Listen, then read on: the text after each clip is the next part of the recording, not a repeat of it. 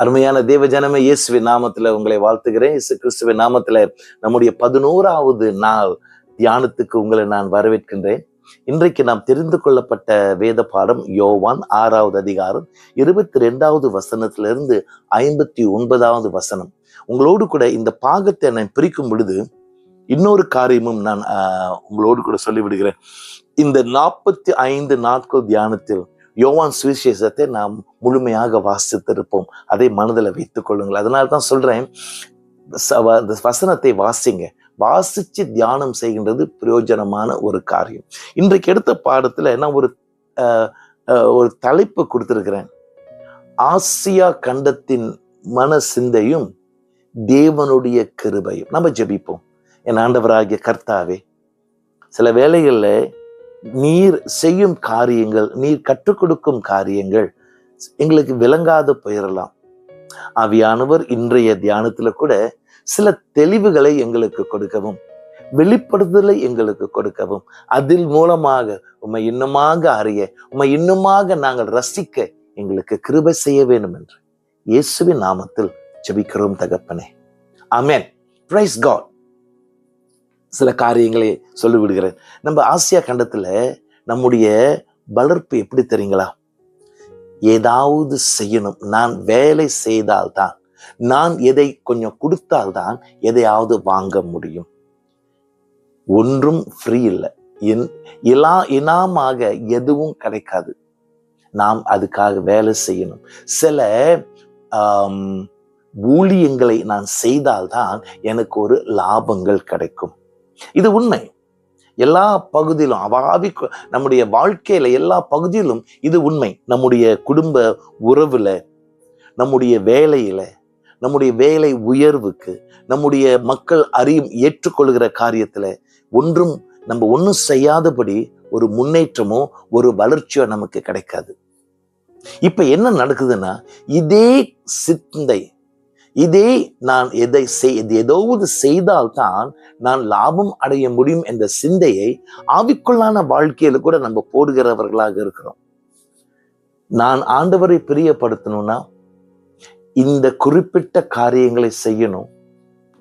ஆண்டவரை அந்த தத்துவத்துக்கு நான் தொடர்ந்து செல்ல வேண்டும் என்றால் இந்த தியாகத்தை நான் செய்தால் அந்த தத்துவத்துக்குள் உண்மையா இருக்கலாம் அப்படின்ற ஒரு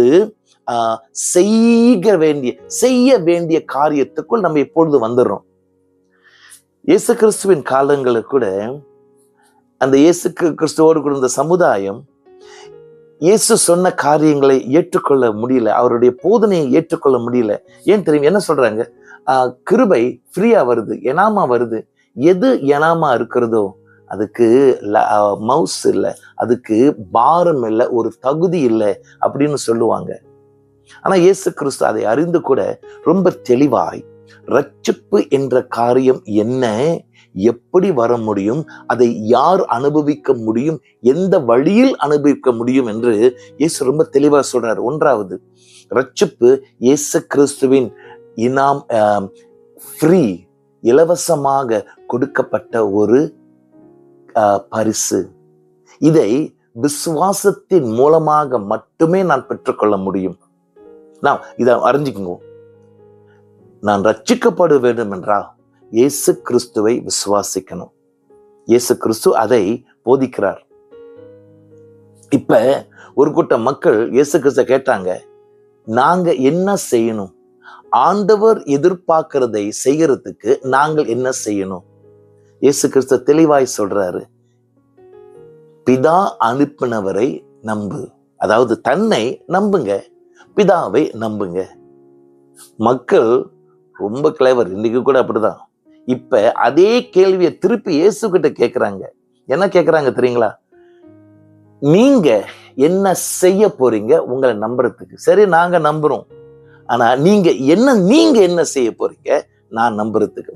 மறுபடியும் என்ன நாம் செய்வது? யாராவது ஏதாவது செய்தால்தான் ஒரு முன்னேற்றம், ஒரு லாபம், ஒரு வளர்ச்சி. இன்றைக்கு கூட அது ஒரு குழப்பமா இருக்கின்றது. நான் ஆராதனை குழுவுல சேர்ந்து ஊழியம் செய்தால் ஆண்டவர் என்னை ரட்சிப்பாரா? நான் சுவிசேஷ காரியங்களை செய்யும் பொழுது ஆண்டவர் என்னை ஆசீர்வதிப்பாரா? நான் இப்படியாக சமுதாயத்துக்கு கிறிஸ்தவ அன்பை நான் பகிர்ந்து கொள்ளும் பொழுது எனக்கு விசேஷித்த ஒரு ரட்சிப்பு, விசேஷித்த ஒரு கிருபை எனக்கு கிடைக்காதா? அப்படின்ற ஒரு நம்பிக்கை, அப்படின்னு ஒரு சிந்தை இன்னுமாக நமக்கு இருக்கு. தேவஜனமே அறிந்து கொள்ளணும். ரட்சிப்பை அடைய, இயேசுவின் பிள்ளையாய் மாற, இயேசு கிறிஸ்துவின் ராஜ்யத்துக்குள் நான் தொடர்ந்து இருக்க, இயேசு கிறிஸ்துவின் ஆசீர்வாதங்களை தொடர்ந்து நான் பெறுகிறவனா இருக்க, நான் செய்ய வேண்டியது ஒன்றே ஒன்று, விசுவாசம். விசுவாசம். ரட்சிப்பு அடைய ஒரே வழி இயேசுவை நம்பணும். ஆனால் தேவனுடைய ரட்சிப்புக்குள் தொடர்ந்து நான் இருக்க, தேவனுடைய பிள்ளையாய் தொடர்ந்து நான் இருக்க, தேவனுடைய ராஜ்யத்தை தொடர்ந்து நிரந்தரமாய் வாழ நான் சில காரியங்களை செய்ய வேண்டும். ரட்சிப்பு விசுவாசத்தின் மூலமாக ரட்சிப்பு. ஆனா ரட்சிப்புக்குள் நான் தொடர்ந்து வர வேண்டும் என்றால் சில காரியங்களை செய்ய வேண்டும். கர்த்தருடைய பரிசுத்த நாமத்துக்கு ஸ்தோத்திரம். அறிந்து கொள்ளுங்க, மக்கள் இருக்காங்க, ரட்சிப்பை பெற்றுக்கொண்டேன், மன்னிப்பை பெற்றுக்கொண்டேன், ஆனா நானும் என்னுடைய வீட்டாரும் உண்டு, மற்றவங்களை நான் தொடமாட்டேன், காரியங்களை செய்ய மாட்டேன். சில பேர் சொல்றாங்க, ஓகே ஃபைன், நோ ப்ராப்ளம். ஆனாலும் தேவனுடைய அன்பை பெற்று, தேவனுடைய ரட்சிப்பின் மகிமையை அனுபவித்து, பாவ மன்னிப்பை பெற்றவர்களாய், கடந்த சாபங்கள் எல்லாம் உடைந்து போய் உன்னை ரட்சித்த ஆண்டவர் அந்த அன்பை உணர்ந்து யாருக்கும் அதை பகிர்ந்து கொள்ளாதபடி இருந்தோம் என்றால் அது ரொம்ப ஒரு நன்றி இல்லாத ஒரு காரியம், அறிந்து கொள்ள வேண்டிய ஒரு காரியம். நான் இயேசு கிறிஸ்துவின் அன்பை, சிலுவையின் அன்பை அறிந்து கொண்டேன் என்றால் ஏதோ ஒரு காரியங்களை நான் செய்து என் ஆண்டவருக்கு நன்றி உள்ளவனாய் இருக்கிறேன் என்பதை காட்டுகிறேன். விளங்குதுங்களா? இயேசு கிறிஸ்து என்னை ஏற்றுக்கொண்டிருக்கிறாரு. இயேசு கிறிஸ்துவனுடைய பாவத்தை மன்னித்திருக்கிறாரு. இயேசு கிறிஸ்து இன்றைக்கு தேவனுடைய பிள்ளையாய் என்னை மாத்திருக்க, ஸ்தானத்தை மாத்திருக்கிறாரு. அதனால இன்றைக்குல இருந்து என் வாழ்க்கையில இதை நான் செய்வேன். ஏன்? அவருடைய கிருபைகள் இன்னும் பெருகிறதுக்கு அல்ல, என் நன்றி உள்ளவனாய், நான் நன்றி உள்ளவனாய் இருக்கிறேன்.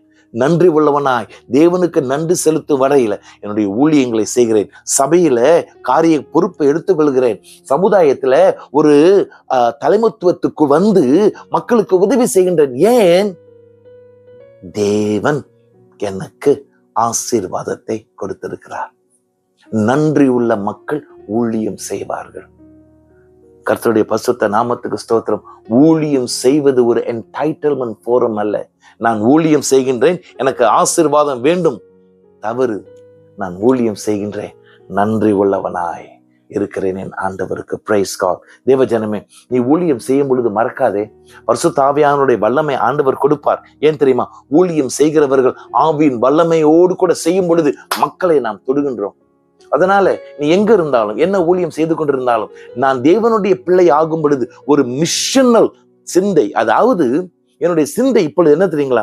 நான் செய்வதெல்லாம் ஒன்று, என் ஆண்டவரை ஸ்தோத்திரிக்கிறேன். இரண்டாவது, யாராவது எங்கேயாவது ஒரு கூட்ட மக்கள், ஒரு தனிமையில ஒரு கேள்வி கேட்ட மக்கள், ஒரு சுத்தல்ல இருக்கிறவர்கள், குழப்பத்தில் இருக்கிறவர்கள் என்னை பார்த்து, ஆஹா, இவன் ஆராதிக்கும் தேவன், இந்த மகிழ்ச்சி எனக்கு வேணும்ட்டு இயேசுவை நோக்கி செல்வார்கள். அந்த ஒரு சிந்தை ரட்சிப்பு அடைந்த எல்லாருக்கும் இருக்கணும். ரட்சிப்பில் வளர்கிறவர்களுக்கு எல்லாரும் இருக்கணும். கர்த்தர் நம்மை ஆசீர்வதிப்பாராக. ஜெபிப்போம். என் ஆண்டவராகிய கர்த்தாவே, எந்த கிரியையின் மூலமாக, எந்த வேலையின் மூலமாக நீர் உம்முடைய குமாரன் மூலமாக கொடுத்த பெரிதான ரட்சிப்பை நாங்கள் பெற்றுக்கொள்ள முடியாது. விசுவாசிக்கிறோம் ஆண்டவர், விசுவாசிக்கிறோம், இயேசுவை விசுவாசிக்கிறோம் அப்பா. அதன் நிமித்தம் நாங்கள் ஊழியம் செய்கின்றோம், நன்றி செலுத்த ஊழியம் செய்கின்றோம். ஒவ்வொரு நேரம் ஆராதனையில் நிற்கும் போது, ஒவ்வொரு தடவை இயேசு கிறிஸ்துவை பற்றி மற்றவரிடம் பகிர்ந்து கொள்ளும் பொழுது, ஒவ்வொரு தடவை ஒரு சீக்காளிகளுக்கு இயேசுவின் அன்பை காட்டும் பொழுது, நாங்கள் ரட்சிப்பு அடையல்ல, ரட்சிப்பு பெற்றவர்களாய் இயேசுவின் அன்பை, நான் இயேசுவுக்கு நன்றி உள்ளவனாய் இருக்கிறேன் என்று காட்டுகிற ஒரு பக்குவத்தை எங்களுக்கு தந்து, கிறிஸ்தவ விசுவாசத்தில் இன்னும் ஆழமாய் நாங்கள் வளர கிருபை தர வேண்டும் என்று இயேசுவின் நாமத்தில் ஜெபிக்கிறோம் தகப்பனே. ஆமென்.